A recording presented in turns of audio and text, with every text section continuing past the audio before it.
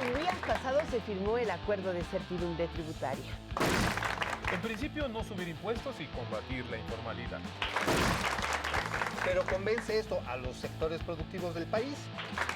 Para eso hemos invitado esta noche a Juan Pablo Castañón. Él es presidente de la Confederación Patronal de la República Mexicana, la Coparmex.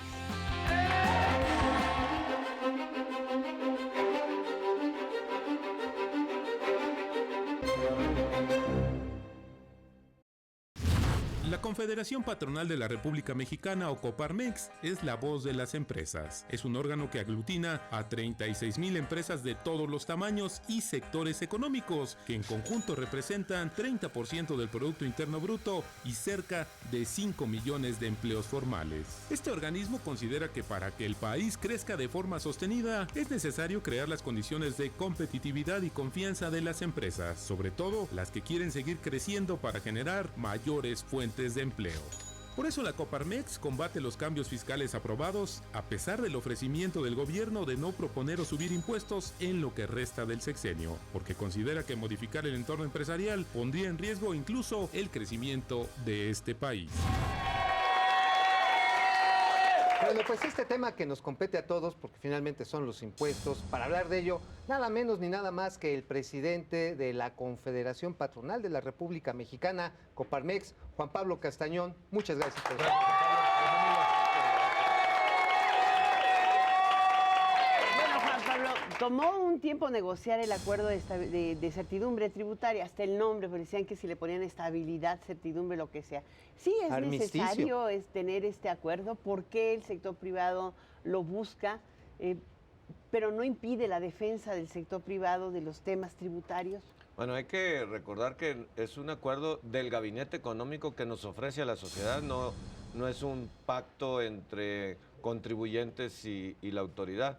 Es un acuerdo del gabinete económico en que nos ofrecen 3 o 4 cosas.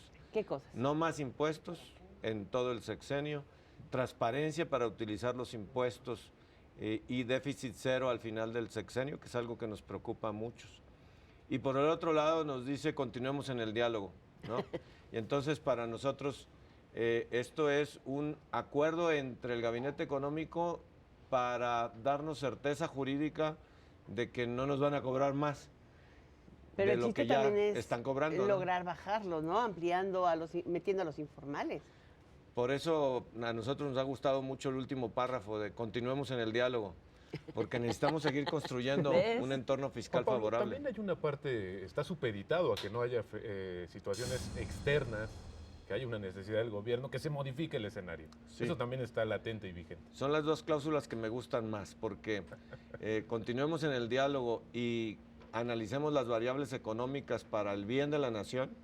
No solamente significa que cuando haya una variabilidad, un entorno difícil en lo internacional, tuvieran que subir impuestos, sino también cuando sea propicio bajarlos. A ver, lo que se dijo es que les vamos a tomar una parte de la lana a la sociedad con esto de la reforma hacendaria y lo vamos a usar de una manera más eficiente. ¿Lo están empezando ustedes a notar que efectivamente se está empezando a gastar de manera más eficiente? Todavía tenemos que tener los métodos de transparencia mediante los cuales vamos a ver que se esté gastando ¿Qué más métodos? eficiente. Pues eso es lo que tenemos que construir juntos. ¿Bajo qué métodos podemos ver que el incremento tan importante en el presupuesto de egresos, porque lo que se autorizó es casi un 10% Claro. de crecimiento en los egresos, mientras que se pronostica solo un 3.5% de crecimiento.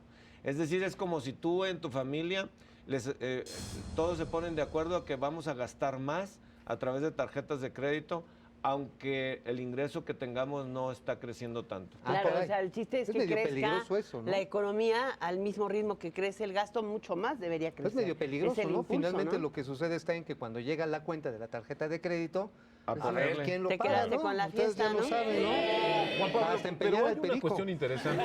Se anuncia este acuerdo y, sin embargo, los economistas privados, corredurías extranjeras, hacen una baja todavía de la estimación de lo que podría crecer esta economía Sí. en 2014. El gobierno dice 3.9, algunos están ya en 3.1. 2.8, 3.1. Unos ya están ¿Cuál es tirados al piso y ¿Cuál dicen es la que opinión? 2.5. O sea, no tuvo un efecto ¿Qué opinas de... tú? ¿Va a crecer la economía? Sí, yo creo que sí va a crecer porque hay que recordar que la autorización de gasto es muy alta. Entonces, no quiere decir que este crecimiento sea sano y sea bueno, pero de que le dimos un cheque en blanco, más que un cheque en blanco, le dimos una autorización de gasto, pues se la dimos al gobierno y por tanto lo va a ejercer el gasto y va a ser motivador para que la economía crezca este año, pero quién sabe si esto sea sustentable en el tiempo. Una pregunta rasposa, perdón, Juan Pablo. ¿Se quedaron a gusto con la estructura fiscal que finalmente se aprobó en el Congreso? No, por supuesto que no. Por ¿Por eso qué? nosotros pensamos que debemos de continuar en el diálogo, porque hay afectaciones muy importantes en algunas áreas de la economía para algunas empresas. Durante los últimos 25 años estuvimos generando mucho consenso, diálogo social, trabajadores y empresarios para la productividad de las empresas, para que el trabajador tuviera mejores ingresos de acuerdo a cómo iba progresando la empresa, bonos de productividad, bonos de asistencia, vales de despensa, bonos de puntualidad, traduciendo el progreso de la empresa al ingreso de las familias de los trabajadores. Hoy, que con esta nueva ley fiscal ya no se puede deducir todo lo que creciste en esto, hasta en pensiones complementarias para cuando se jubilaran, pues entonces las relaciones se han venido estrechando en cuanto a cómo solucionarlo. Porque algunas empresas que tienen bajos márgenes ya no pueden continuar con las mismas prestaciones porque es un alto costo, ha tenido un impacto fuerte. Y entonces, pues esto ha trastocado un modelo que habíamos venido siguiendo en los últimos 25 años. ¿Y crees posible que el diálogo lo corrija? ¿De El qué diálogo dependerá? entre trabajadores y empresarios es para solucionarlo, de cómo poderlo absorber o cómo poderlo vivir dentro de la propia empresa, reduciendo personal, disminuyendo prestaciones y cuando es posible, entonces sí absorbiéndolo, generando productos de mayor valor agregado para que lo puedas absorber, es decir, que ganes un poco más para que absorbas este nuevo costo. Pero el diálogo con la autoridad es para que corrijamos esto. ¿Habría una segunda versión de este acuerdo? ¿Podría ser? ¿En el transcurso de este diálogo se podría dar, Juan Pablo? Yo creo que debemos de estar dispuestos a generar este diálogo para que por lo menos en el mediano plazo tengamos el marco fiscal ideal para México. ¿Cuál sería?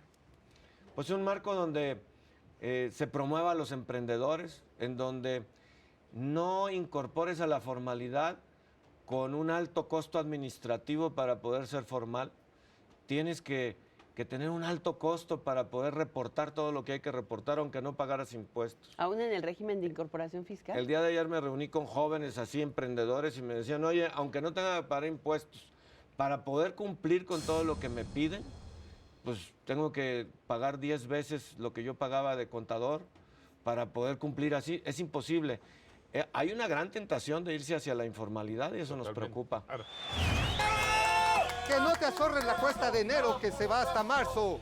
Aquí tus soluciones para enfrentar los efectos de la reforma hacendaria. No es hora de hojas sueltas, es de los cuadernos. Así que vamos a la lucha. Pero también hay efectos perniciosos en el consumo. Aprovecha que tiene impuestos los alimentos engordadores. Manda a volar las garnachas. Manda a volar todos los totopos. Porque ahora puedes aprovechar y agarrar un figurón, así como el de este papucho. Pero también podemos tomarnos una saludable torta de tortilla. Vean nada más ustedes esta maravilla de la digestiva mexicana. El bolillo paga impuestos, la tortilla no. Entonces, ¿qué tiene usted? Un alimento perfectamente balanceado. 200 calorías de un lado, 200 calorías del otro. Ahora que las prestaciones salariales están súper cargadas de impuestos, mire, usted puede dedicarse a hacer bisutería cara, elegante, costosísima como este hermoso collar de limones, que además no pagaría IVA porque como es saludable para curar el moquillo, por supuesto que no paga impuestos. Y de paso puede agarrarse y exprimirse para un riquísimo, delicioso ceviche. Así que no se desavalorinen. El champurrado azul está para ustedes defenderlo en las mejores causas de la justicia. ¡Bravo, bravo! También fuera, Alice, Mauricio, Roberto.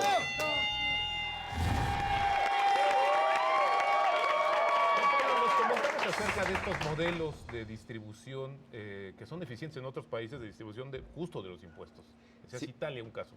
Sí, y comparar Italia y México. Si tú analizas antes de distribuir los impuestos por parte de los gobiernos, las diferencias entre los más ricos y más pobres en Italia son casi las mismas diferencias, un poco menos, pero casi las mismas diferencias entre los más ricos y los más pobres que en México, como en México. Pero cuando distribuye el gobierno italiano los impuestos, las diferencias se acortan, porque tienen buen transporte, porque tienen acceso a buenos niveles y calidad de tienen educación. vacaciones 2 meses al año. 2 meses al año, tienen calidad de vida. Como aquí. Tienen más servicio de educación. Y de salud. De salud. Tienen calidad de vida, entonces las diferencias se acortan sustancialmente. Y si mides las diferencias una vez que se aplican los impuestos en México, prácticamente quedan igual. Quiere decir que somos ineficientes para distribuir el ingreso. Juan Pablo, pero hay un tema. ¿Cuántos empresarios, por ejemplo, están en Coparmex? ¿Cuántas personas han amparado justamente para No pagar más defender su estructura productiva y No pagar el más impacto que impuestos. tienen de los impuestos?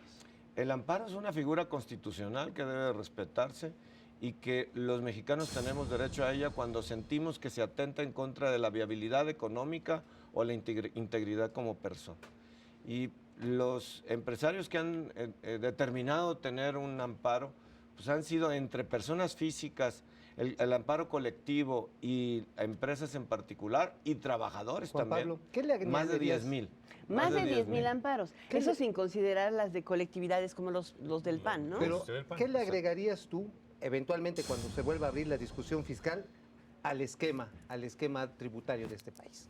Tenemos que encontrar esquemas para incorporar a más pequeños emprendedores con una manera sencilla, para que puedan estar en la formalidad, que le den capacitación a sus trabajadores, seguridad social y que puedan tributar de una manera fácil. Nuestra propuesta, por ejemplo, sería que pagues el 1% de tus ingresos independientemente de tus gastos. La apoyamos. Sí, ¡Ya! me gustó. Pero no me estoy candidateando. Juan Pablo, pues necesitamos más personas como tú, un líder empresarial Muchas con gracias, mucho Juan Pablo. empuje. Muchísimas gracias por Gracias, estar Juan con Pablo. nosotros, a Juan Gracias. Pablo Castañón, el presidente de la Coparmex. Gracias. No, muchas gracias.